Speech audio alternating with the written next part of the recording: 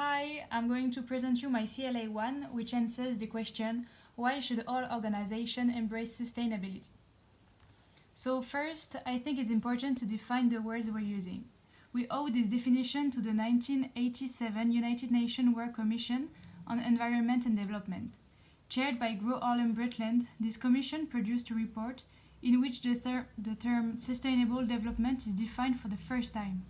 So according to the Brundtland report, sustainable development is development that meets the needs of the present without compromising the ability of future generations to meet their own needs. Currently, the planet is suffering the consequences of human activity in an effervescent way. The IPCC recently proclaimed in its latest report the importance of taking action in response to the situation where the planet is in crisis. In this report, IPCC scientists describe the consequences of a temperature rise of more than 1.5 degrees above pre-industrial levels. So really, what's going to happen? The consequences of this climate disruption are multiples. Heat waves, such as those we experienced last June and July in Europe, melting glaciers that are causing sea levels rise, and ocean acidification that is causing coral destruction. Today, half of it is directly extinct. Another consequence is the air quality in cities, which is increasingly polluted and worsened with heat rises.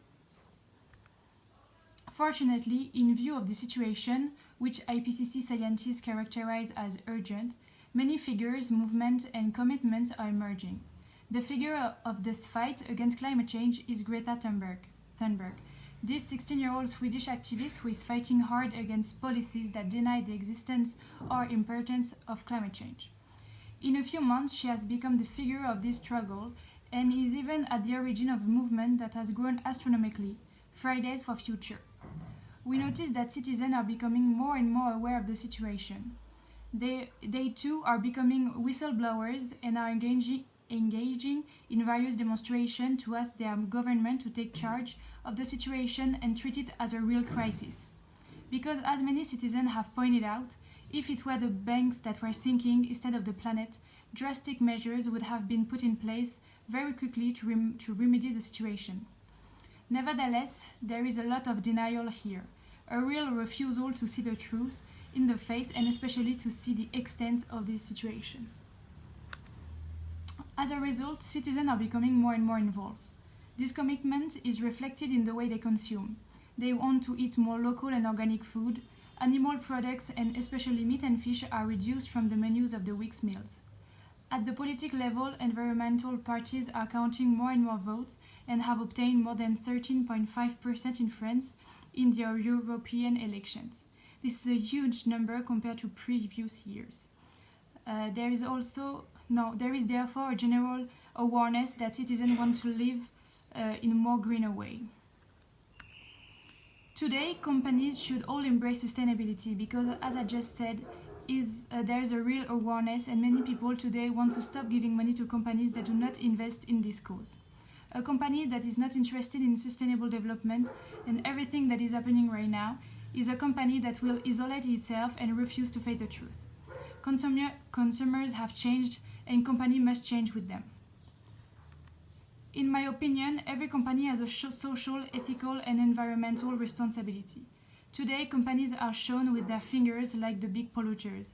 So yes, some very large companies pollute massively and worry little about the quotas to be respected, given their gaping power and the protection granted to them by very big world leaders.